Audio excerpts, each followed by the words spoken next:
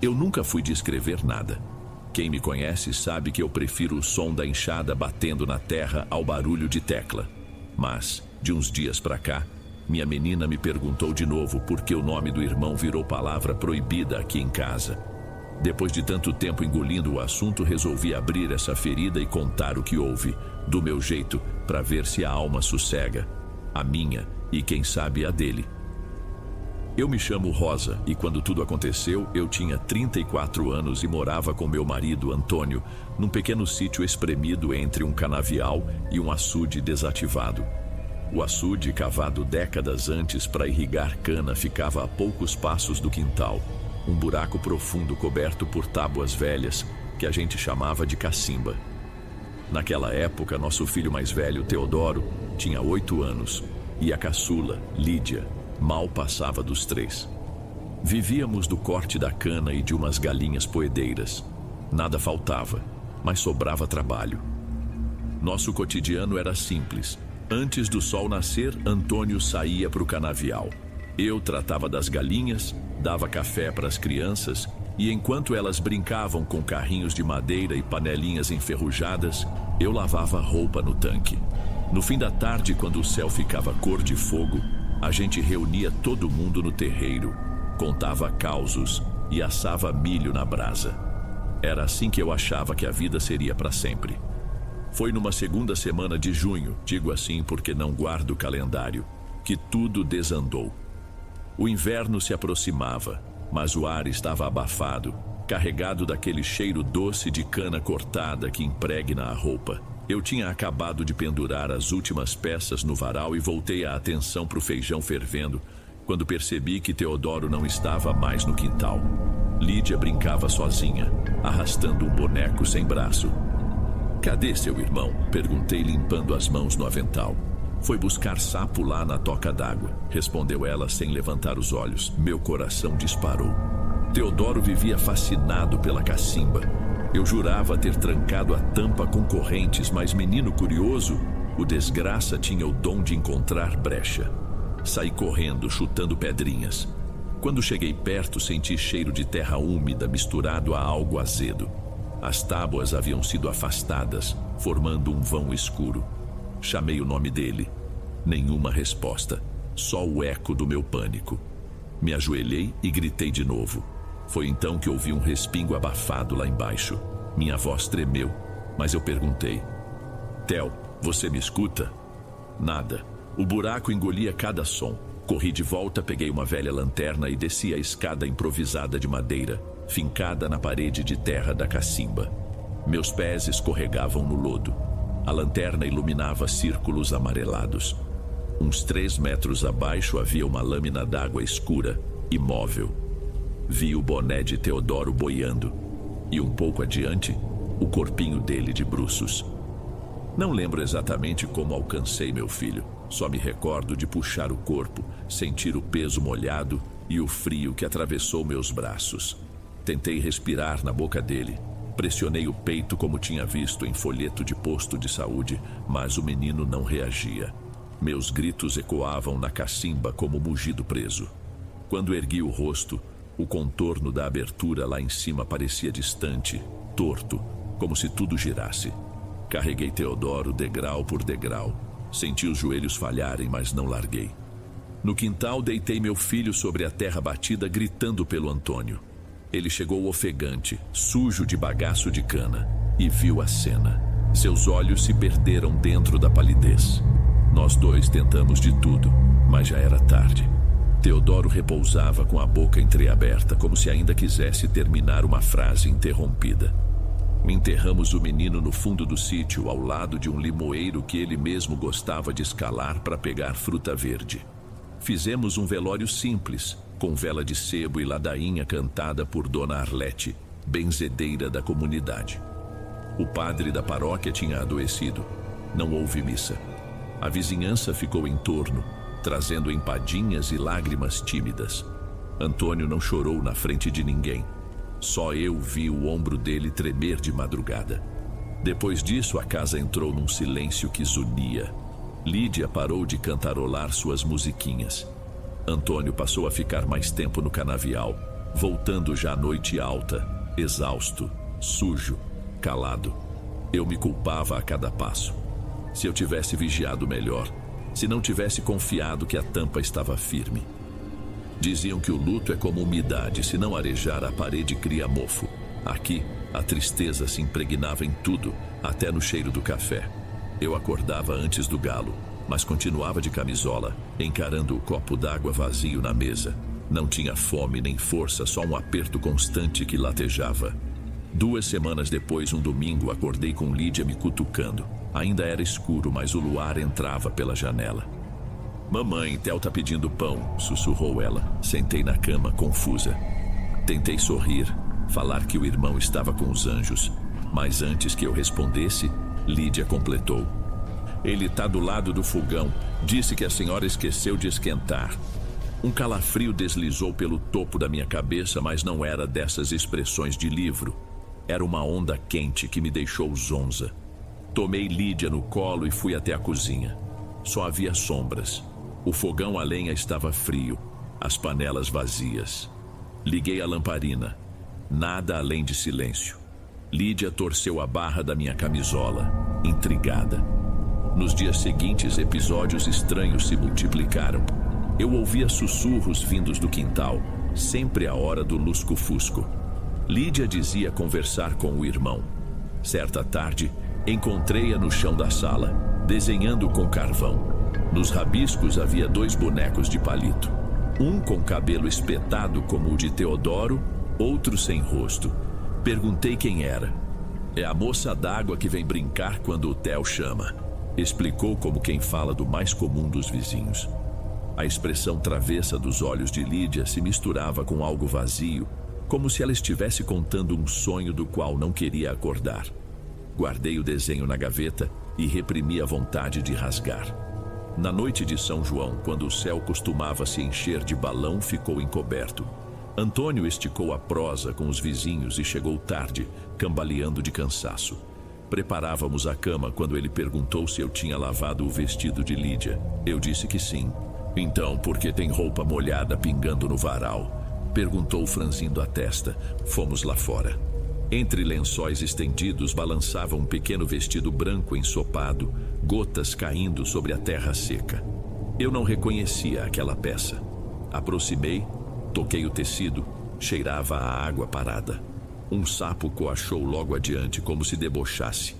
Amarrei o vestido num embrulho de saco plástico e joguei no tambor de metal que usávamos para queimar lixo. Na outra manhã encontrei Lídia no terreiro ao lado do mesmo vestido, agora seco, estendido sobre uma pedra como se alguém o tivesse posto para quarar. Ela tentava vesti-lo por cima da roupa. Minha cabeça latejou. Tirei o vestido às pressas, botei a menina em outra roupa. O tal vestido sumiu de novo. Comentei tudo com Dona Arlete. Ela franziu o senho e contou um antigo causo sobre as gritas d'água, espíritos que rondam brechas d'água parada, atraídos por pranto de mãe. Segundo ela, quando uma criança se vai de repente, o choro dos vivos abre caminho para esses seres. Primeiro, imitam o falecido para ganhar confiança. Depois, demandam companhia. Assustada, pedi ajuda. Dona Arlete passou a ruda, aspergiu benzinho e ensinou uma oração que eu devia rezar antes de fechar os olhos. Também mandou queimar algo querido do morto para livrar a lembrança presa. Antônio não gostou da ideia, mas acabamos concordando em entregar o bodoque favorito de Teodoro. Um estilingue feito de galho torto e couro de pneu. Na tarde escolhida, o sol ainda estava alto, mas o vento tinha gosto de ferrugem. Fomos até o galpão onde guardávamos a palha seca.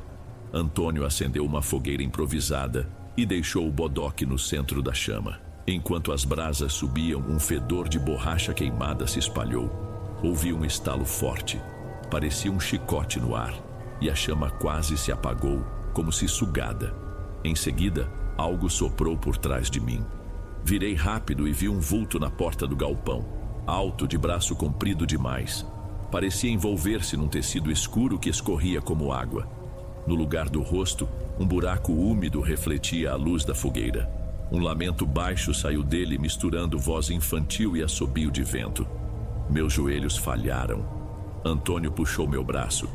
Rosa, não olha! Gritou ele, mas meus olhos já estavam presos na cena. O vulto se curvou, como se procurasse algo no chão. Foi quando percebi Lídia ali perto, a mãozinha estendida, oferecendo-lhe uma boneca de pano. Corri, agarrei minha filha, senti o coração quase rasgar as costelas. O vulto recuou 2 passos e sumiu, escorrendo parede afora como se a própria sombra tivesse vida. Saímos correndo para o quintal. A fogueira apagou-se sozinha. Só restou um círculo de cinzas. O bodoque havia virado um carvão disforme, e dentro dele achei 2 sementes de limão estaladas. As mesmas que o menino guardava no bolso para plantar perto do pé que ficava sobre sua cova. Depois dessa noite, lacrei a porta da cacimba com lajes de concreto, joguei sal grosso ao redor e mandei Lídia dormir sempre no mesmo quarto que eu. Ela chorou, sem entender por que o irmão não podia entrar. Eu dizia que Teodoro agora morava noutro lugar que vinha apenas visitar em sonho. Os dias seguintes foram duros. Lá fora tudo parecia normal. Cana cortada, galo cantando, comprimido para dor na prateleira. Dentro de mim, uma espera constante. Eu rezava ladainhas sussurradas, acendia a vela toda sexta, evitava olhar para o açude. Antônio insistia em manter a rotina, mas eu via o brilho cauteloso nos olhos dele, como quem anda num chão que pode ceder. Chegamos a pensar em vender o sítio, só que terra, mesmo pequena, prende a gente por raízes invisíveis. Quem compraria um lugar com história atravessada? Então seguimos ali, convivendo com um medo que ninguém via. Um mês depois amanheceu com cheiro de chuva, mas o chão continuava seco. Lídia acordou com febre. Passei o dia colocando pano molhado na testa dela. À noitinha, o céu abriu num tom de chumbo e percebi um fiapo de névoa pairando sobre o quintal. Relâmpagos longos recortavam o canavial, mas sem trovão. A cada clarão, o açude parecia brilhar. Quando a noite avançou, Lídia delirava, chamando o irmão. Antônio decidiu buscar a benzedeira, mas ela morava longe, e ele temia que o tempo virasse. Pedi para ele tentar mesmo assim. Ficamos eu e Lídia. O lampião lançava sombras nas paredes, mas eu me obriguei a não pensar nessas formas. Murmurava a oração de Dona Arlete, trocando panos mornos. Às altas horas ouvi pingos de chuva, primeiro espaçados, depois grossos.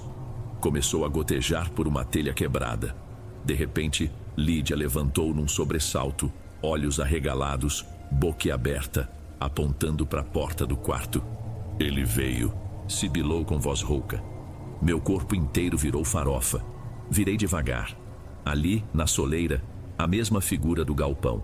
Só que agora tinha contornos mais definidos. Braços longos, corpo feminino, vestido viscoso, e no centro do rosto, 2 pontos luminosos azuis girando devagar. Ela segurava o que restava do bodoque carbonizado. Fiquei petrificada. Lídia desceu da cama e deu 2 passos em direção à figura, como atraída por uma música que só ela ouvia. Eu gritei, mas minha voz saiu fraca. Foi então que, num impulso cego, agarrei o lampião e o ergui. O vidro esquentou minha mão, mas eu não soltei. Num gesto brusco, arremessei o lampião contra a aparição. Um clarão se espalhou. O fogo lambeu a cabeceira de madeira. O vulto recuou. Pareceu se desfazer em fumaça, mas antes ouvi um chiado que misturava choro de criança e ronco de água rodando num ralo. As chamas ganharam força e eu corri para pegar Lídia. Escapamos para o corredor tossindo. A madeira velha estalava. Bati a porta do quarto e chamei por Antônio sem resposta. Corri lá fora. A chuva engrossava. A água caía pesada, arrastando o cheiro de fumaça para o terreiro. Botei Lídia debaixo do alpendre e voltei correndo com o balde de metal. Mas as labaredas já lambiam o telhado. Só me restou esperar. Minutos depois, Antônio surgiu no portão encharcado, segurando um galão d'água e um rolo de cipó com arruda. A benzedeira não pudera vir. Gritou meu nome ao ver o fogo. Corremos juntos pela lateral, arrebentando telhas, jogando água, mas o quarto virou brasas em um estalo. O resto da casa resistiu, chamuscado. Apenas porque a chuva se intensificou, castigando cada chama teimosa. Quando o fogo cedeu e a madrugada clareou, reviramos a escuridão ainda morna do quarto. Entre as cinzas, onde o fogo tinha sido mais forte, encontrei algo que não deveria estar ali. Um pedaço do vestido, ressecado pelo calor, como se a própria aparição o tivesse deixado para trás como um último aviso. No centro dele, 2 botões azuis, iguais aos pontos que vi no rosto da aparição. Reuni coragem, peguei o tecido com uma pá e levei até a cacimba. Joguei lá dentro, ouvindo o som oco de algo que cai num poço sem fundo. Depois disso, lacrei a tampa com cimento. Passados alguns meses, Lídia recuperou a alegria. Às vezes acordava dizendo ter sonhado com o irmão, mas adicionava que ele estava em lugar claro, brincando com outras crianças. Antônio e eu voltamos a plantar, remendamos o telhado e mandamos erguer um galpão novo, longe do açude. Eu, no entanto, nunca mais me aproximei daquele buraco coberto de cimento. Hoje mais de uma década se passou. Lídia, adolescente, não guarda lembrança do que aconteceu. Só diz, quando me vê pensativa, que sonha com o irmão usando um chapéu de palha e um olho azul e outro castanho, céu e terra juntos. Ela não sabe, mas Teodoro nunca teve olhos de cores diferentes.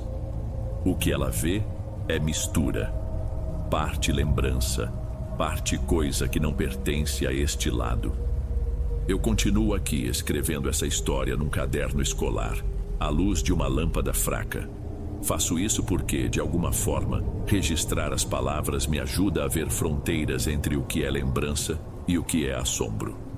Se existe paz para quem perde um filho, talvez nasça do reconhecimento de que o amor fica, mas às vezes algo mais também fica, rondando, querendo espaço. E eu preciso vigiar, não para expulsar de vez, mas para lembrar que certas portas, uma vez abertas, nunca se fecham por completo. Então, se você cruzar por esse sítio e ouvir o coachar persistente lá perto do cimento rachado, siga seu caminho.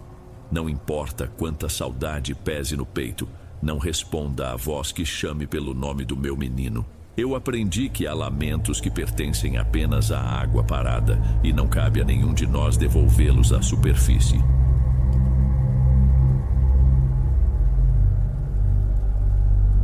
Se estiver gostando dos relatos, não se esqueça de já deixar o seu like, ele é muito importante. Bem, vamos continuar.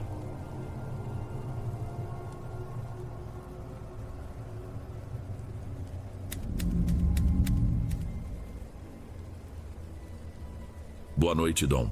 Eu quase nunca conto essa história inteira. Sempre que começo, percebo que minha voz baixa de volume, como se falar alto pudesse atrair de novo aquilo que eu vi.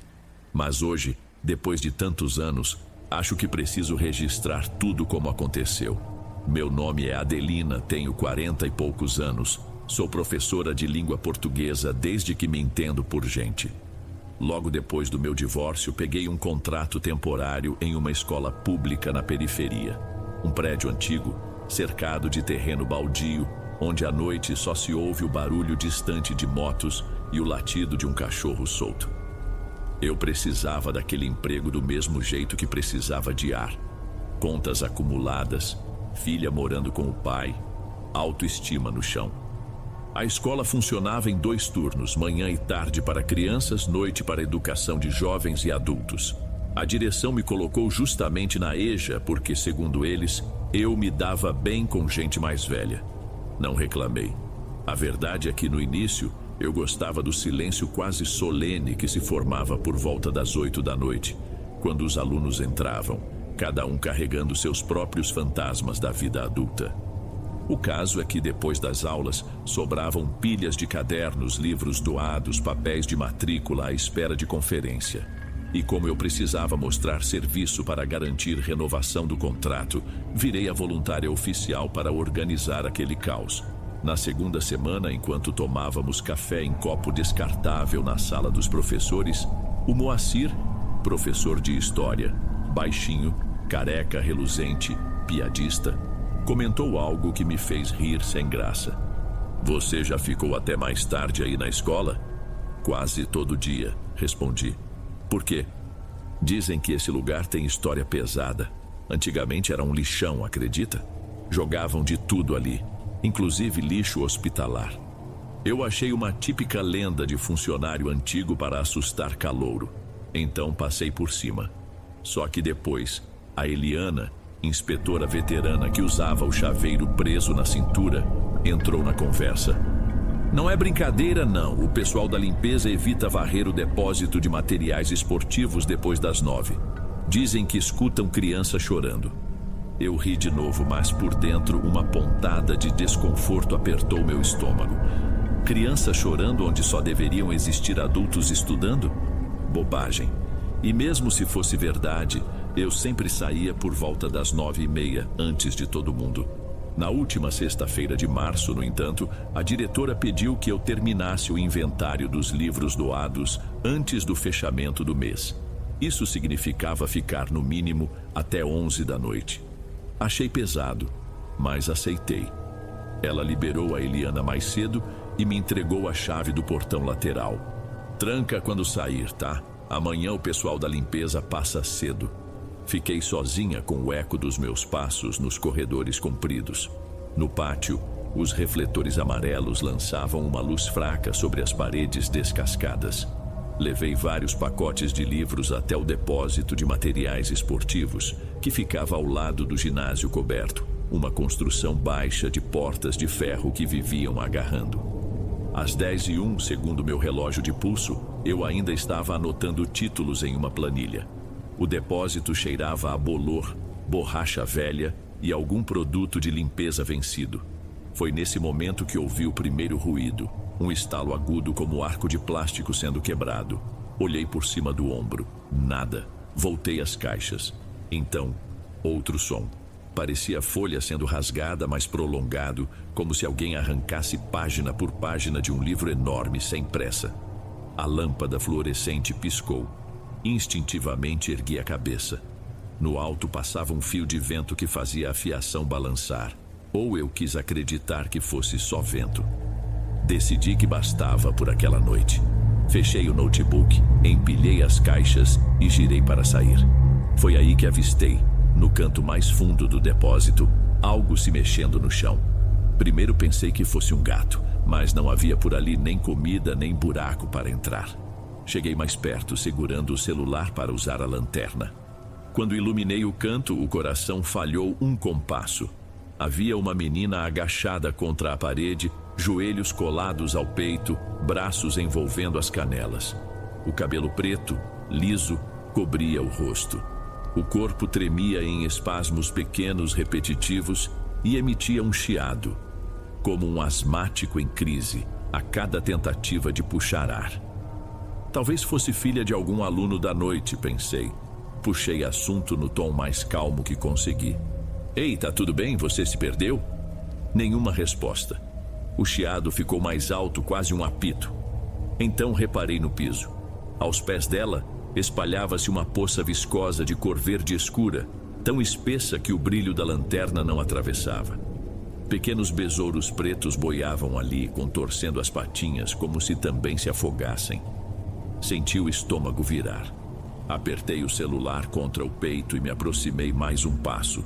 A menina tossiu e o líquido borbulhou da boca dela, misturado a besouros que caíam no chão e saíam andando, batendo as asas. O som da tosse era oco, nada infantil. Estiquei o braço e toquei de leve o ombro magro, esperando sentir calor humano. A malha da blusa estava úmida, gelada, quase viscosa. Ela ergueu lentamente a cabeça como se fosse dura demais para sustentar. Quando o cabelo deslizou para o lado, vi um rosto que não combinava com o corpo miúdo. Pele acinzentada, olhos tão claros que pareciam sem íris, lábios rachados, verdes correndo pelo queixo. Não gritei, eu simplesmente não consegui. O corpo me traiu.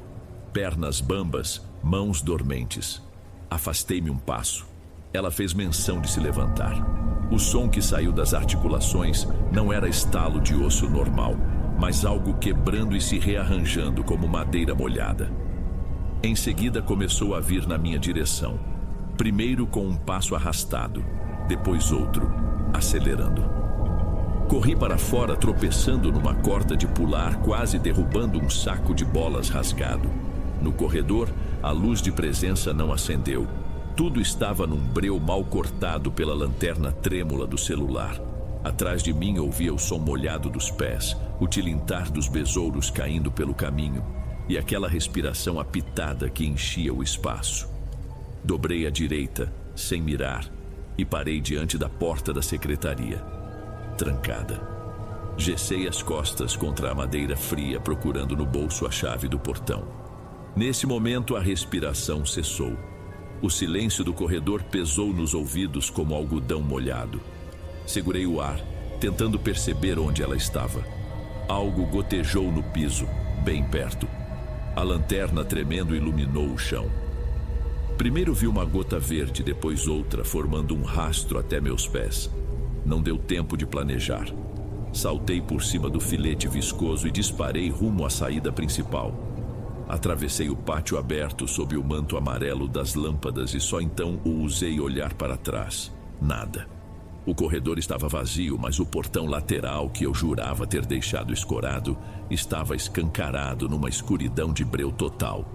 Só o vento, agora forte, sacudia as folhas secas e fazia girar uma fita de plástico presa na grade. Tranquei a corrente com a chave que mal quis entrar no cadeado. Depois, encostei a testa no metal, tentando regular a respiração. O celular vibrou.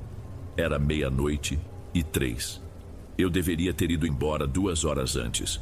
Quando cheguei à rua, a vida seguia. Um casal sentado no degrau de um boteco fechado, um rádio velho transmitindo o pós-jogo de futebol, cheiro de fritura de algum apartamento. E eu, parada, suada, suja de muco que grudava na barra da calça. Chamei um carro por aplicativo. O motorista fingiu não reparar no meu estado. Em casa, passei 40 minutos no chuveiro e deixei a água rolar até ficar quase fria. Mesmo assim, parecia impossível lavar o cheiro de terra encharcada que impregnava o nariz.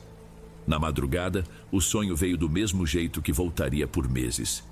Eu entrava no depósito outra vez, mas em vez de besouros, saíam pequenos livros encharcados da boca da menina. Cada livro abria sozinho e as páginas se dissolviam no ar, espalhando letras que grudavam na pele como formiga. Nos dias seguintes, voltei a dar aula de manhã porque a direção resolveu proibir atividades extras após as 10. Disseram que era por segurança, furtos na vizinhança. Aceitei, aliviada, embora a nova medida me forçasse a levar caixa de livros para corrigir em casa. O Moacir percebia meu cansaço e oferecia ajuda. Quer que eu fique depois para carregar umas caixas? Melhor não, cortava rápido. Eu temia que ele topasse e encontrasse aquilo que eu vira. Mas o terror maior não era a lembrança nem o sonho. Era o cheiro. Toda vez que alguém usava água sanitária para limpar o corredor, meu nariz ardia, os olhos lacrimejavam e uma ânsia súbita se formava na garganta. Era o mesmo odor quase metálico do líquido verde. Certa manhã, Eliana me chamou num canto, ajeitando o chaveiro.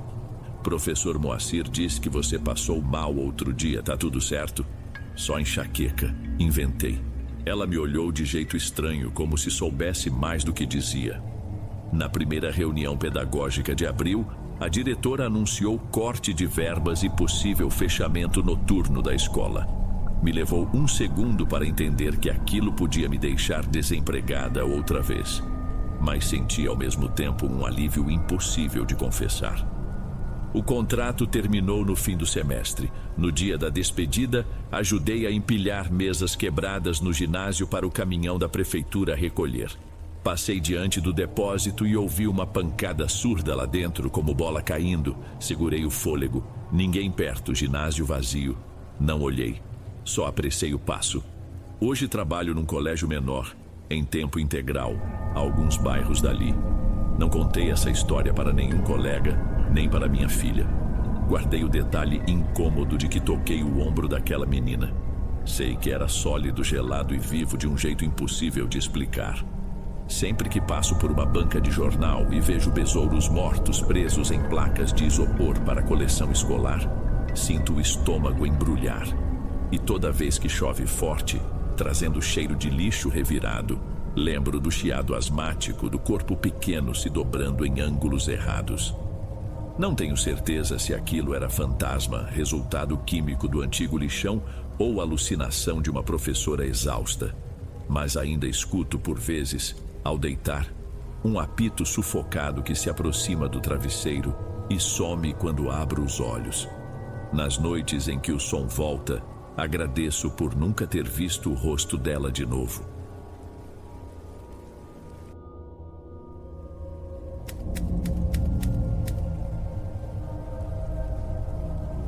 Boa noite, Dom. Meu nome é Cássia, e toda vez que respiro o cheiro doce dos cafezais depois da chuva, é como se aquele fim de semana voltasse inteiro. Eu tinha recém feito 30 anos e andava enroscada num divórcio lento, dessas histórias que sugam nossa energia. Foi quando a avó Iracema me ligou dizendo que precisava de um favor simples: levar ao cartório da cidade um maço de papéis que garantiriam sua aposentadoria rural. Eu já morava noutra região há algum tempo, mas a voz dela embargada não me deixou escolha. Cheguei numa sexta-feira à noite, guiando com cuidado pelas curvas da serra. A velha casa de madeira, iluminada só por candeeiros, mantinha o mesmo rangido no assoalho e o cheiro de lenha queimando no fogão. A avó, pequenina mas dura feito tora velha, me recebeu com um abraço apertado. Disse que o cartório abriria apenas na segunda de manhã, mas que os documentos tinham de estar lá antes do meio-dia. Caso contrário, todo o processo se complicaria.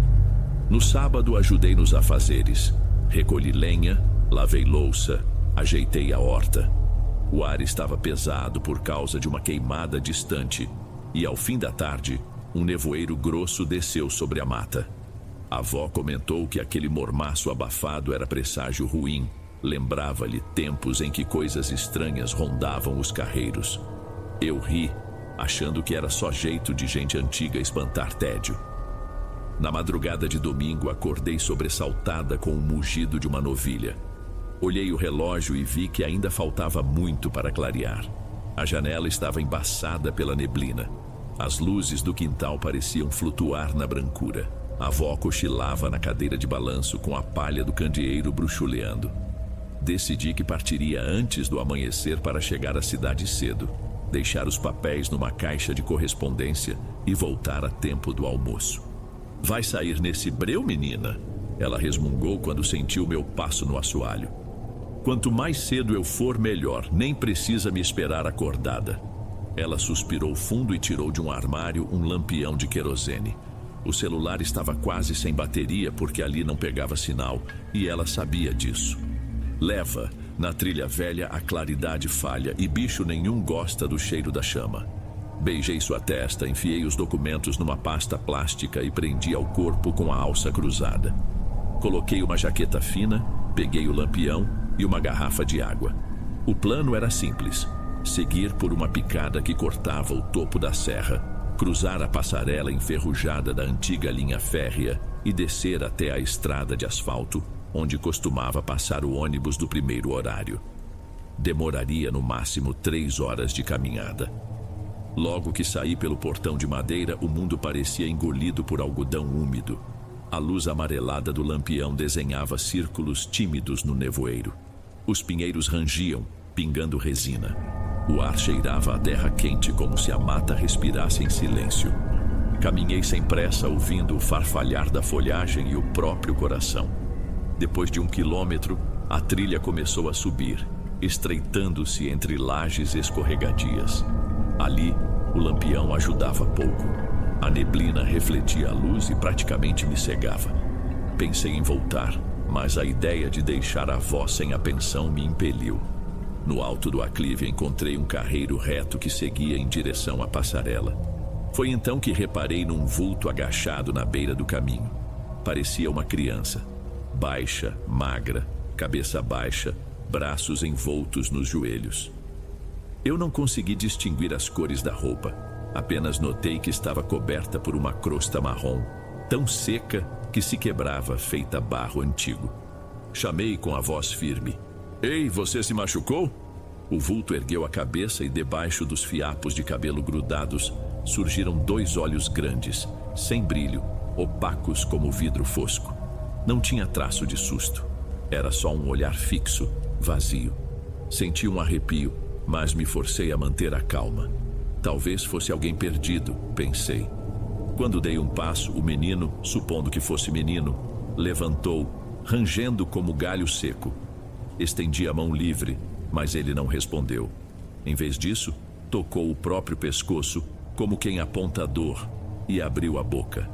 Não saiu som algum, apenas um sopro rouco, como o vento escapando de foles velhos. "Você quer ajuda?" Perguntei, sentindo a pele da nuca formigar. Ele balançou a cabeça lentamente e depois apontou para o fundo da mata, onde o nevoeiro era mais denso. Não parecia tremendo de frio, parecia ressecado, estalando. Por um instante, achei que fosse uma brincadeira de criança. Mas por que estaria ali, sozinha, naquela hora? De repente, ele avançou 2 passos, secos, duros, arrastando a perna esquerda. A crosta de barro estalou, soltando pó escuro que cheirava a folha queimada. O lampião tremulou na minha mão. Fiz menção de recuar, mas meu pé escorregou numa pedra úmida. "Calma, eu posso te levar de volta ao sítio." Ele ergueu o braço e esticou os dedos que pareciam compridos demais. Tocou o ar, como se tateasse a fumaça. Na unha quebrada do polegar vi um fiapo de couro seco. O peito dele se contraiu num soluço mudo. Então, sem aviso, deu um pulo rasteiro, agarrando meu pulso que segurava o lampião. A chama balançou e por pouco não apagou. O toque era absurdamente gelado, quase lívido. A força, no entanto, era de adulto. Tentei soltar, mas ele apertou mais, inclinando o rosto para perto do meu. A pele cedeu, rachando, revelando carne escurecida e abafada como lenha mal queimada. Um cheiro acre subiu e me fez tossir. "Solta!" gritei, tentando girar. Ele não falava, apenas respirava num chiado seco como folha sendo esmigalhada. Quando vi, seu outro braço já me puxava pela alça da pasta. Pensei nos papéis da avó. Se rasgassem ou caíssem no meio da névoa, adeus aposentadoria. Dei um puxão brusco, mas perdi o equilíbrio. Caí de joelhos. O lampião rolou pela trilha, deixando a chama fraca. O menino avançou, apoiando as mãos nos meus ombros. Senti a costura gelada dos dedos comprimindo meu trapézio, uma dor aguda. Ele aproximou o rosto e então percebi que não possuía língua. A escuridão dentro da boca tremulava como brasa morta. Com a mão livre, agarrei um punhado de terra úmida e joguei nos olhos dele. A crosta em seu rosto pareceu absorver a umidade, estalando mais forte. Ele recuou, emitindo um gemido surdo, mas não me largou. Tentei gritar por socorro, mas tudo ao redor era neblina e mata. Resolvi chutar sua perna boa.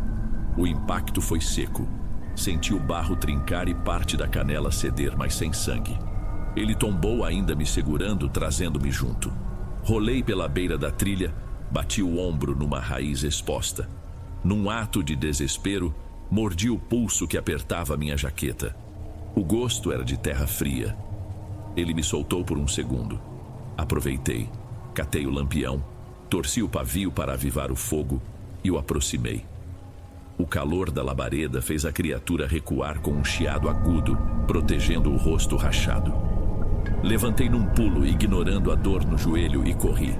Escorreguei, bati o dedo numa pedra, mas segui. O nevoeiro parecia corpo vivo, abraçando e engolindo ruídos. Detrás de mim, ouvi passos pesados, descompassados e o mesmo chiado de fole furado. De vez em quando, o lampião projetava minha sombra deformada nos troncos e eu imaginava outra silhueta se mesclando à minha. Após alguns minutos que pareceram eternidade, avistei a estrutura enferrujada da passarela, erguida sobre um vale estreito coberto por capim alto. As vigas de metal rangiam ao vento. Entrei sem pensar. A madeira velha da tábua principal estalou baixo, denunciando meu peso. Lá embaixo, o vale era um mar de névoa. No meio da travessia, o vento soprou forte e quase apagou a chama. Apertei o lampião contra o peito para protegê-lo. Foi então que escutei o ranger distinto de uma tábua atrás de mim. Olhei sobre o ombro. A criatura estava acocorada na entrada da passarela, balançando a cabeça para os lados como farejando. O lampião emitiu um estalo. Eu segurei a alma, sentindo a tremedeira nas panturrilhas. Ele avançou pé ante pé e cada passada fazia eco na madeira oca. Eu continuei devagar, com medo de quebrar alguma tábua podre. Quando faltavam apenas alguns metros para o outro lado, dei um passo em falso. O chão rangeu alto e senti o prego ceder. Olhei para trás. A criatura acelerava, agora balançando os braços de modo grotesco, como pássaro preparando voo. Fechei os olhos por um segundo, respirei fundo e corri como pude. As tábuas gemiam, mas eu não parava. Lá no final, um morro de terra vermelha despencava em direção à estrada. Pulei o corrimão de metal e rolei ladeira abaixo, esfolando cotovelos e ombros. Ouvi, distante, o estrondo seco de madeira quebrando, seguido de um silêncio maciço. Fiquei deitada sem fôlego, encarando o céu apagado. O lampião havia se apagado no tombo. Apenas o cheiro de querosene impregnava minha jaqueta. Demorei até reunir força para levantar. Meu tornozelo esquerdo latejava, provavelmente torcido.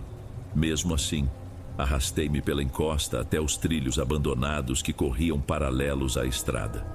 Cada passo era uma pontada, mas o pavor de ver aquele menino barro de novo me impulsionava. Algum tempo depois, não sei dizer quanto porque o nevoeiro turvava tudo, ouvi o motor grave de um caminhão velho. Agitei os braços, sem pensar em como eu devia parecer. Rosto sujo, roupa rasgada, lampião apagado pendendo da mão. O caminhão reduziu e parou, soltando um sopro de ar comprimido. O motorista abriu a porta, grande como uma montanha, com sobrancelhas grossas e gentis. Que diabos aconteceu? Perguntou desconfiado. Contei entrecortada que alguém me atacara na trilha. Ele não fez perguntas demais. Apenas me ajudou a subir e ofereceu um copo d'água. Enquanto engatava a primeira marcha, notei que ele usava um terço pendurado no retrovisor. Apertei a pasta com os papéis contra o peito, milagre estarem inteiros. Fui deixada na unidade de pronto atendimento de um lugarejo a poucos quilômetros. 2 enfermeiros me ajudaram. Diagnóstico: tornozelo machucado, escoriações diversas. Passei a noite sob observação. Tentei explicar o que enfrentara. Mencionaram trauma, alucinação. Só a enfermeira de plantão, uma senhora de cabelos prateados, me ouviu com atenção, sem interromper. Quando terminei, fez o sinal da cruz e comentou, quase num sussurro: dizem que por esses morros alma de viajante perdido no nevoeiro seca por dentro até virar só o barro e o sopro. Na manhã de segunda liguei para a avó, contei que estava bem e pedi desculpas pelo susto. Ela chorou do outro lado da linha, mas não de tristeza. Os papéis chegaram ao cartório dentro do prazo, graças a um agente de saúde que fez o favor de levá-los. Voltei ao sítio 3 semanas depois, ainda mancando. A passarela estava interditada. Diziam que uma parte tinha cedido na madrugada de neblina. Nenhum corpo foi encontrado. Naquele dia, do quintal de trás, olhei para o topo da serra engolido pela neblina suave do outono e senti a pele arder no ponto exato onde o menino me agarrou. Ainda carrego ali uma cicatriz pequena, feita de pontos finos, lembrando rachadura de cerâmica. Dizem que meu medo é coisa da cabeça. Quando a bruma se ergue nas noites quentes, porém, juro que escuto bem longe um sopro rouco tentando roubar o ar de novo.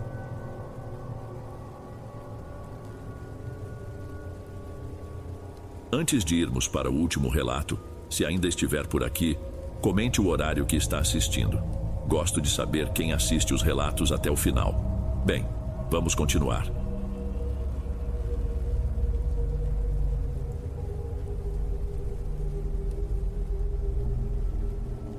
Ei pessoal, obrigado por ouvirem. Clique no sininho de notificações para ser alertado de todas as futuras narrações. Lanço vídeos novos todos os dias por aqui. Espero te ver nos próximos. Agora na tela vou deixar outros 2 bons vídeos que sei que irão gostar. Te vejo por lá.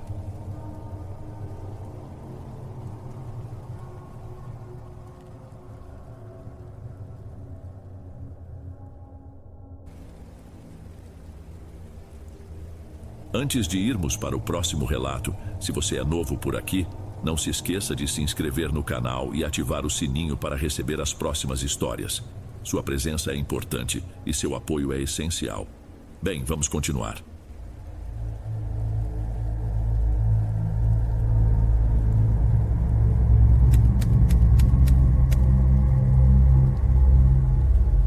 Meu nome é Márcia. Estou com 38 anos e nunca fui de acreditar em assombração. Trabalho no posto de saúde do distrito, crio meu filho quase adolescente e levo a vida do jeito que dá. Não alimento diários nem redes sociais porque falta tempo e paciência. Só que depois do que aconteceu na madrugada de 2 de novembro, precisei pôr tudo por escrito. Falo isso antes que alguém diga que minha memória vai me trair ou que o medo exagerou meus olhos. Quem ler não é obrigado a acreditar, mas talvez entenda porque ainda deixo uma lamparina acesa na cozinha a noite inteira. Cresci ouvindo minha avó repetir que o dia de finados não serve apenas para visitar túmulos. É quando as almas sentem saudade dos vivos e voltam para conferir se ainda são lembradas. A velha enfeitava a casa com ramos de manjericão, acendia vela branca em cima do fogão e murmurava Ave Maria até cochilar. Naquela época, eu achava tudo folclore de interior. Agora não tenho tanta certeza. Na véspera deste finados, noite de 1º de novembro, quase verão, mas com vento frio, meu filho Nicolas, de 14 anos, acordou febril, garganta inflamada. O marido, Thales, vive com dores constantes na lombar por causa de cimento carregado na juventude e já tinha deitado antes das 22 horas. Eu passara o dia inteiro dando conta de remédio para o menino e sopa morna para o marido. Mesmo exausta, senti vontade de rezar pelos nossos mortos. A igreja grande estava em reforma.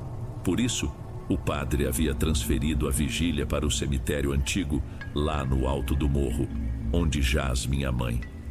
Fica a pouco mais de 1 quilômetro, mas a rua não tem poste em metade do percurso. Você vai sozinha? Vou e volto rápido, preciso acender vela para mamãe. Nicolas dormiu, não vai nem notar. Então leva essa lanterna nova, a que comprei no mercado. A velha falha na hora errada.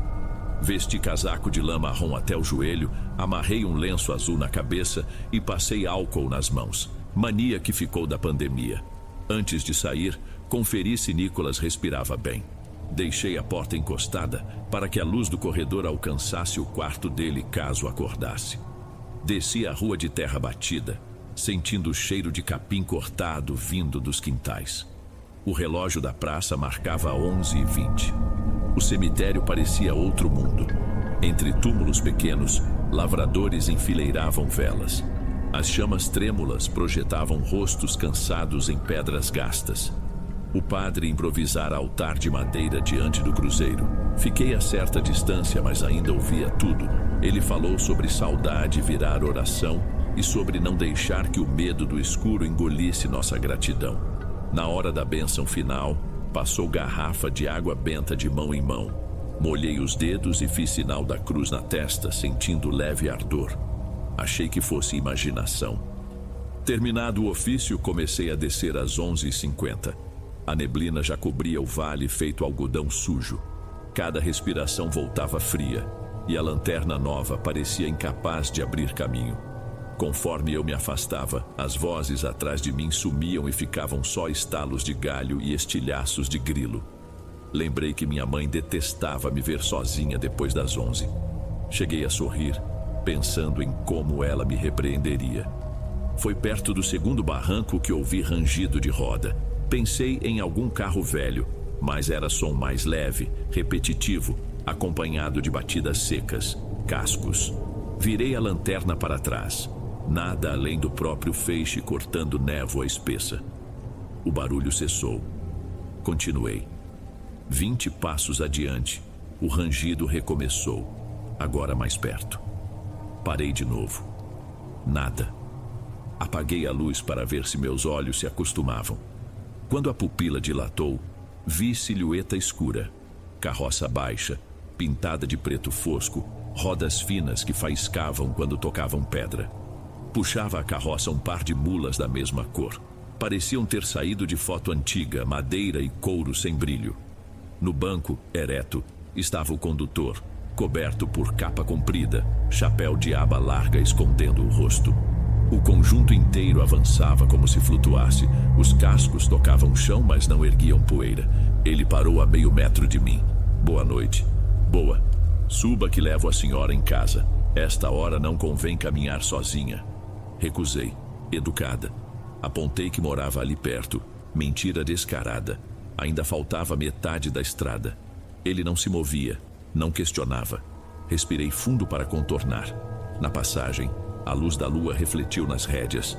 Couro fino, mas no lugar dos nós havia algo que se mexia, lembrando veias pulsando.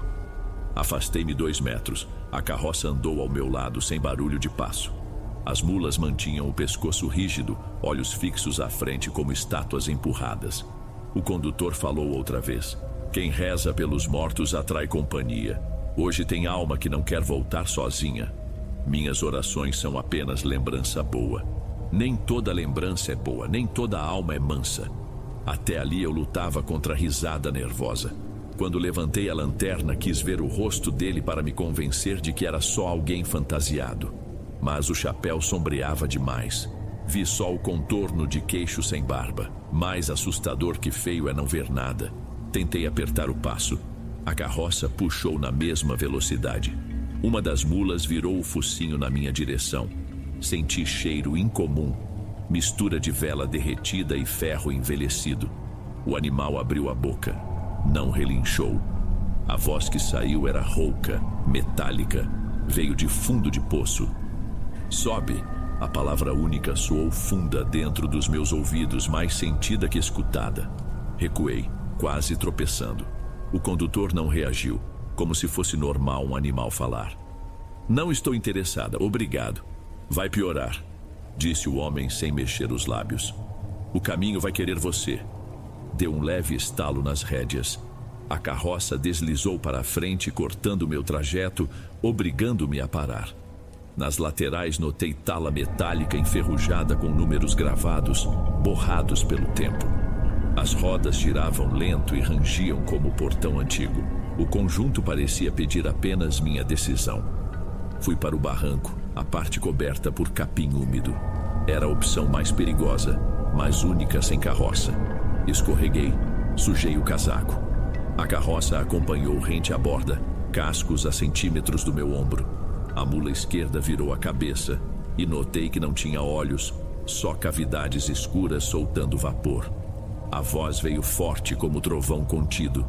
Sobe. Corri na diagonal, escapando para a trilha velha de lenhadores que ligava a um trecho paralelo da estrada. Vegetação engolia o caminho, mas eu lembrava o traçado. Galhos batiam no rosto, pés afundavam na lama, coração batia no pescoço. O som da carroça, que antes parecia metálico, agora era abafado, mas eu sabia que continuava atrás. No fim da trilha havia ponte estreita de madeira sobre riacho raso. Alcancei a ponte e ouvi rangido atrás de mim, mais alto que o primeiro. Apontei a lanterna. A carroça vinha colada, mas parecia não tocar o chão. Rodas passavam a 2 dedos das pedras sem mexer a água. O condutor ergueu o rosto. Por milésimo de segundo, a lua escapou da nuvem e iluminou a pele dele. Lisa, sem poros, cor de vela, nenhuma sobrancelha, nenhum cílio. Os olhos eram achatados, cinzentos, sem brilho. A carranca parecia boneca de cera. Eu empurrei o corpo contra o corrimão podre, querendo passagem. O condutor apontou rédea direita como quem oferece lugar. A voz das 2 mulas veio simultânea, sincopada, impossível de reproduzir sem estremecer. Sobe, sobe, sobe. Atirei a lanterna neles, mas foi como jogá-la em poço. Ela apagou antes de tocar o assoalho da carroça, engolida por breu espesso. Virei de costas e corri sem olhar. Atravessei ponte inteira, pulei vala, caí na estrada principal.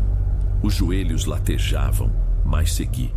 A neblina escondia tudo, e eu torcia para que escondesse a mim também. Então, silêncio total. Nenhum grilo, nenhum sapo. O próprio vento parou. O instinto mandou não virar, mas virei. A uns 15 metros, lá estava a carroça parada, como vitrine em loja fechada. O farol pendurado na dianteira se acendeu sozinho, iluminando cada rédea pulsante. O condutor ergueu ambos os braços e as mulas levantaram patas dianteiras, mas não como animais. Pareciam bonecos puxados por fios invisíveis. Pelo espaço entre os corpos deles escorreu algo que reluzia. Não água, não sangue. Algo preto, pegajoso, escuro demais. Parei de respirar. Um baque atrás de mim quebrou o transe. Porta se abrindo. Era a Dona Teresa, a benzedeira, que mora na primeira casa depois da ponte. Segurava a lamparina antiga, dessas de querosene, e chamou: "Menina, que faz perambulando nessa friagem?" Quando ela falou, olhei de novo para a estrada. A carroça sumira. Nem marca de roda. O ar adensado se desmanchou em neblina comum, como se nada tivesse acontecido. Senti pernas bambas. Teresa me agarrou antes que eu desabasse e levou-me para a varanda. Lá, o marido, seu Amadeu, me sentou em cadeira de palha e trouxe cobertor. Eu tremia tanto que bati dentes até doer. Demorei a explicar. Eles ouviram sem interromper, olhos arregalados, mas sem sinal de zombaria. Teresa, que aprendeu rezas de quebranto com a mãe parteira, preparou chá de capim-santo e pôs raminho de arruda atrás da minha orelha. Depois pegou o frasco de água abençoada no sábado de aleluia, molhou os dedos e tocou minha nuca. Senti ardência forte. Ela afastou meus cabelos. Havia marca avermelhada na pele, parecendo cruz torta, contorno mal definido como queimadura leve. Não sangrava, mas latejava. Antes de clarear o dia, seu Amadeu me escoltou até em casa. Thales abriu a porta amassado de preocupação. Eu, coberta de lama, segurando o cobertor alheio, parecia saída de pesadelo. Contei tudo de novo, tentando soar coerente. Ele não acreditou na parte da mula falando, mas a marca na nuca tinha cheiro de ferro. Impossível de negar. Nicolas acordou tossindo e demorou a perceber meu estado. Quando viu sangue seco no meu braço, abraçou-me assustado. Nas manhãs seguintes, Thales procurou marcas de roda na estrada. Encontrou 2 sulcos no cascalho úmido, mas terminavam no meio do nada, sem início nem fim. Mostrou ao vizinho, que deu de ombros, dizendo que alguma carroça de feira podia ter dado ré. Mesmo assim, ele espalhou queimada de sal grosso no portão, ideia que copiou da internet. Dias se passaram. Nicolas melhorou, eu voltei ao posto, mas ninguém limpou aquele arrepio que me acorda pontualmente às 2 horas. Quando o relógio lá da sala bate 2 badaladas, escrevo por extenso para evitar encarar números. Sinto o cheiro de querosene e ferro e o piso range como madeira velha. Levanto, vou à cozinha, rezo o que sei. No começo, Thales reclamava, agora faz o mesmo. Fui à igreja quando reabriu. O padre me aconselhou oração, jejum breve, talvez promessa. Não contei tudo, medo de virar chacota, mas mencionei que tinha ouvido voz estranha de animal. O padre fez sinal da cruz, citou histórias de almas perdidas pegando carona em carroças de defunto. Segundo ele, às vezes o morto se apresenta mascarado de caroneiro simpático. Outras, a própria morte se veste de cocheiro oferecendo atalho. Saí de lá com um filete de gelo correndo na coluna. Já perto do Natal, acordei de madrugada com barulho seco, mesmo ritmo de roda e casco. Cheguei à janela e vi lamparina acesa no quintal vizinho. Quem morava lá era a família que passava as festas na praia. Casa deveria estar vazia. Apurei a vista. A lamparina balançava como pendurada em gancho. Sussurros inaudíveis vinham do escuro. Tranquei janelas, liguei rádio baixinho, sentei no chão até o primeiro galo. Pela manhã no quintal, havia pegadas de mula e marcas de roda formando meia lua, como se a carroça tivesse dado meia volta bem onde fica o limoeiro. Não conto mais tudo para o Thales, porque ele merece descanso. Voltei a falar com Dona Teresa. Ela me manda beber um gole de água benta antes de dormir e pendurar ramo de arruda na porta. Faço, mas ainda acordo. Quando fecho os olhos, vejo o condutor erguendo braços. Vejo as mulas sem face sussurrando aquela ordem curta, inegociável. Nunca mais voltei ao cemitério de noite. Rezo em casa, sem vela, só em pensamento, pedindo que minha lembrança não faça ninguém aparecer. Escrevo isto sentada à mesa da cozinha, lamparina acesa do meu lado. O resto da casa dorme. O relógio indica 1h59. Falta 1 minuto para aquela hora. Vou rezar antes que o som se aproxime de novo. E se você ler, que reconheça o aviso. Quando ouvir rodas na névoa e voz que não devia ter corpo, não discuta, não desafie. Volte enquanto é tempo. Do contrário, talvez o convite seja feito a você também.